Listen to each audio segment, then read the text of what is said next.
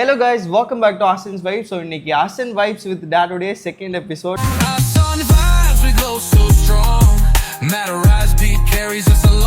நம்ம வந்து சம்பாதிப்போம். மணி மேனேஜ்மெண்ட் ஒன்று இருக்குது. அதிக பேராசையினால் கடன் வாங்குறதும் ஒரு பாயிண்ட் ஆஃப் திங்காக இருக்குது. ஸோ பிகாஸ் நேற்று நீங்கள் வீடியோவில் வந்துட்டு கடன் வாங்காமல் நான் வாழ்கிறேன் அப்படின்றத வந்துட்டு you are saying it now. இந்த ஜெனரேஷனில் வந்து முக்கால்வாசி பேர் கிரெடிட் கார்ட்ஸ் இல்லாமல் ஆளே இல்லை. காசு சம்பாதிக்கிறது வந்து பெரிய விஷயமே கிடையாது. நம்ம சம்பாதிக்கிற காசு நம்ம காசு இல்லை.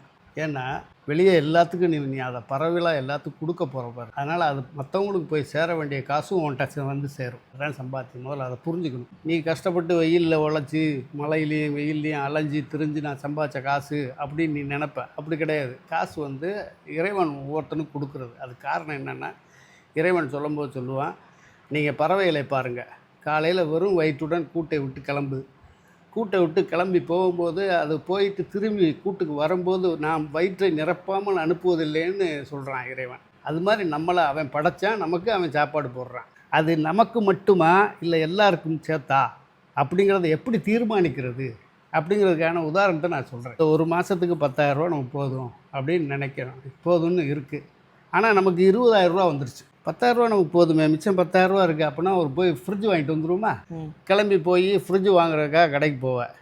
அங்கே 30,000 ரூபா சொல்லுவான் ஃப்ரிட்ஜை. நீ 20,000 ரூபாயும் கொடுத்து 10,000 ரூபா கடனாளியாக திரும்பி வருவேன். இதுக்கெல்லாம் காரணம் என்னங்கிறதையும் நான் பின்னாடி சொல்கிறேன் உனக்கு. ஒரு நாள் என்ன ஆச்சுன்னா, வீட்டில் கரண்ட்டு கட் ஆகிடுச்சு. வீட்டில் தேடி பார்த்தேன், எங்கேயுமே இது கிடைக்கல, மெழுகுதிரி கிடைக்கல. சரி, கடையில் போய் மெழுகுதிரி வாங்க போகலான்னு வாங்கறக்கா மெழுகுதிரி இருக்கான்னு கேட்குறேன். நல்ல மழை நேரம் வேறு, அப்படியே இதாக இருக்குது. 2 மட்டும்தான்ப்பா இருக்குது அப்படிங்கிறாரு. அப்போ 2 மட்டும்தான், 2யும் கொடுங்கன்னு சொல்லி வாங்குறேன். அந்த நேரம் பார்த்து இன்னொரு ஆள் வந்து மெழுகுதிரி கொடுங்கன்னு கேட்குறாரு. அப்போ நான் என்கிட்ட இருந்த 2 ஒன்று அவருக்கு கொடுத்துட்டு 1 வாங்கிட்டு வந்து நம்ம வீட்டில் இது பண்ணேன். வந்து பற்ற வச்ச உடனே கரண்ட் வந்துருச்சு. இது எதுக்காக சொல்ல வரேன்னா, இன்னொருத்தவங்களுடைய நம்மகிட்ட காசு இருக்குதுன்னு சொல்கிறக்கா இருக்கிற பூரா வாங்கிட்டு வந்துடக்கூடாது. இருக்கிற பூரா வாங்கணும் அப்படின்னா இன்னொருத்தவருக்கு போய் சேர வேண்டியதை நம்ம தடுத்துக்கிறோம்னு அர்த்தம். என்ன தேவையோ அதை மட்டும் நம்ம வந்து அனுபவிக்கிறது தான் நமக்குடைய சம்பாத்தியத்தினுடைய மேனேஜ்மெண்ட்டு. அதுதான் இந்தியா நாட்டில் வந்து கடன் இல்லாமல் யாரும் இல்லை அப்படின்ட்டு. ஆமாம். அதாவது முன்னாடி அந்த காலத்துலலாம் கடன் வந்து நம்ம போய் கேட்டு ஒரு 1000 ரூபா காசு பேங்க்கில் போய் கேட்டாலும் தரமாட்டாங்க. இன்றைக்கி வந்து சிபில் ஸ்கோர்னு ஒன்று வச்சு அதை வச்சுக்கிட்டு ஒவ்வொருத்தனையும் காலடியில் உழுகுறாங்க. அவன் கடனை வாங்க வைக்கிறாங்க. கரெக்டு. சரிதான். இப்போல்லாம் ஆனால் வாட்ஸ்அப்லேயே வந்துட்டு மெசேஜ் வந்துடுது, லைக் நீங்கள் இந்த கடன் வாங்கிக்கிறீங்களா அப்படின்னு சொல்லி. கடனாளியாக ஆக்கி அவனை அடிமைப்படுத்தக்கூடிய தன்மை தான் இன்றைக்கி ஓடிக்கிட்டு இருக்கு. யாரை பார்த்தாலும் கடன் இல்லாத மனுஷன் ஒரு மனுஷன் கிடையாது. கடன் இல்லாமல் ஒரு மனுஷனும் கிடையாது. நீ ஒரு 2 லட்ச ரூபா போடுறேன்னா பேன் கார்டு இல்லாமல் உள்ளே போட முடியாது. அதே மாதிரி எடுக்கிறியா, 2 லட்ச ரூபாய்க்கு மேலே எடுக்க முடியாது. புரியுது. இந்த அளவுக்கு உன் காசையே நீ அனுபவிக்கவே விடாத அளவுக்கு அவன்கிட்ட கடன் வாங்கக்கூடிய நிலைமையை நம்மளை உருவாக்குறாங்க.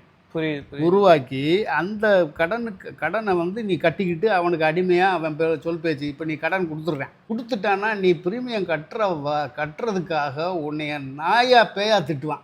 எப்படி திட்டுவான்னு நம்ம சொல்லணும்னு அவசியம் இல்லை. எத்தனையோ வீடியோஸ்லாம் வந்துருச்சு. நம்ம பேங்க்காரன் போய் வட்டிக்காரன் போய் வீட்டில் போய் கட்டுறது, மூவிஸ்லேயும் வந்திருக்கு, ரியாலிட்டிலையும் நிறையா இன்டர்வியூஸ்லாம் வந்திருக்கு. எப்படி போய் திட்டுவான். கடனை கட்டலைன்னா அவன் திட்டில் மானம் பறிபோகும். நம்மளுடைய தேவைக்கு ஏற்ற மாதிரி நம்மளுடைய சம்பாத்தியத்தை வந்து யூஸ் பண்ணிவிட்டு மீதியை வந்து இன்வெஸ்ட்மெண்ட் பண்ணலாம். அப்படி இல்லை, இல்லாட்டினா தேவைகளை வந்து பயன்படுத்திட்டு மிச்சத்தை நான் இப்படி சொல்ல போகிறேன். நான் அப்படி சொல்ல வரல. பட் வர்ற காசில் வந்து நம்ம தேவைக்கு போக அதிகமாக ஒரு காசு வருது அப்படின்னா அந்த காசு வந்து யாருடைய காசு நம்ம சிந்தனை வந்துச்சுன்னா தான். ஏன் அந்த சிந்தனை வரணும்னு சொல்கிறேன்னா, அந்த சிந்தனை வந்தால் தான் மற்றவங்களுக்கு கொடுத்து உதவணுன்ற எண்ணம் நமக்கு உருவாகும். மனிதத்தன்மை வந்து நமக்கு உருவாகும். அதுக்காகத்தான் நான் சொல்ல வந்தேன். சொல்கிற மாதிரி இந்த எண்ணம் வந்து எல்லாருக்கும் வராது டேடி. யார் டேடி? ஆப்வியஸ்லி இப்போ 20,000 நம்ம சம்பாதிக்கிறோம்னா 10,000 வந்துட்டு இன்வெஸ்ட் பண்ண தான் தோணும். நீங்கள் நினைக்கிற மாதிரி இல்லை டேடி. அது வந்து அந்த காசு வந்து நம்ம சம்பாதிச்ச காசுல அப்போ என்ன ஆகும்னா அது சுயநலத்தை உருவாக்கிடும். செல்ஃபிஷ்னஸ் வந்துடும். செல்ஃபிஷ்னஸ் வந்துருச்சுன்னா மற்றவங்களுக்கு கொடுத்து உதவணுன்ற ஹெல்ப்பிங் டெண்டன்சி போயிடும், மறந்துடும். யாருமே நம்ம ஒரு பிச்சைக்காரன் வந்து எப்படின்னா, ஒரு பிச்சைக்காரன் ஒட்டகத்தில் வந்து பிச்சை கேட்டாலும் அவனுக்கு ஏற்ற மாதிரி நம்ம உதவி செய்யணுமா. ஒட்டகத்தில் ஒருத்தன் வந்து பிச்சை கேட்குறான்னா அவனுக்கு என்ன தேவை அதுக்கேற்ற மாதிரி நம்ம உதவி செய்யணும்னு இருக்குது. அப்போ நம்ம எப்படி வாழணும், மற்றவங்களுக்கு உதவி செய்யக்கூடிய தன்மை நமக்கு என்னென்னா, every soul has to realise the other soul and having the habit of helping tendency to other souls. ஒரு ஆன்மா இன்னொரு ஆன்மாவுக்கு ஏதாவது எந்த வகையிலாவது உதவி செய்து விட முடியாதா அப்படிங்கிற தேட்டம் நம்மளுடைய ஒரு ஆசை இருந்துக்கிட்டே இருக்கணும். மற்றவங்களுக்கு செய்கிறத ப்ரிஃபரன்ஸ் கொடுத்துடணும். இப்போ எப்படின்னா பக்கத்து வீட்டுக்காரன் பசிச்சிருந்து நீ சாப்பிடாதேன்னாங்க.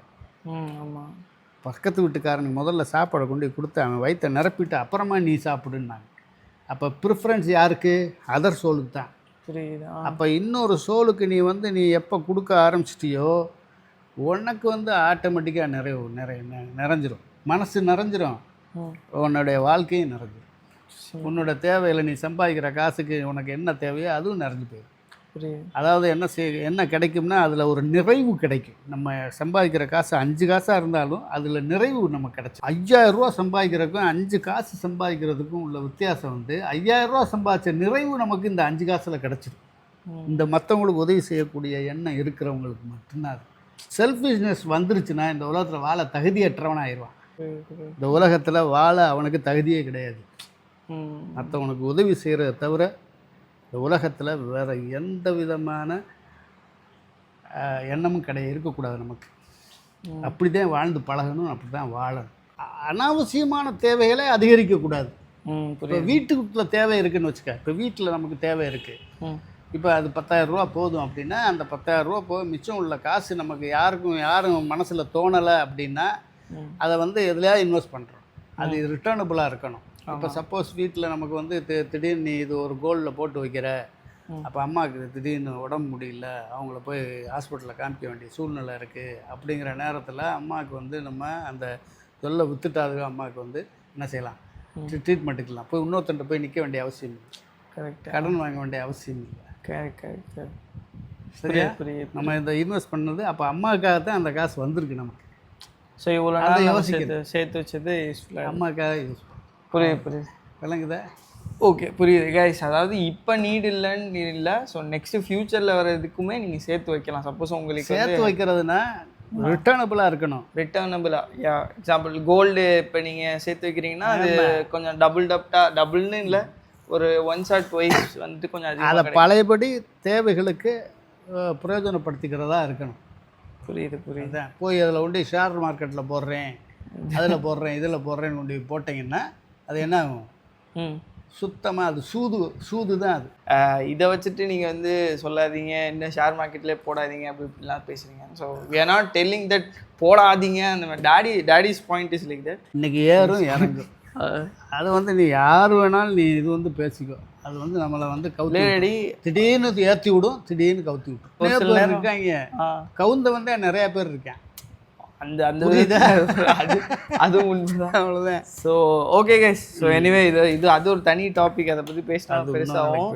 So and I hope you like this video guys. Video பிடிச்சிருந்துச்சுன்னா மறக்காமல் like, share and subscribe to ஆசன்ஸ் வைப். இந்த மாதிரி சூப்பரான டாபிக் நீங்களும் சஜஸ்ட் பண்ணணும்னு ஆசைப்பட்டீங்கன்னா கீழே கமெண்ட் பண்ணுங்கள். அண்ட் இந்த வீடியோவுக்கு ஹைப் பட்டன் தட்டிடுங்க. ஸோ நிறைய பேருக்கு ரெக்கமெண்ட் பண்ணும். And see you guys next video. Tata. Bye. Vibes are some vibes. Feel the energy, feel the drive.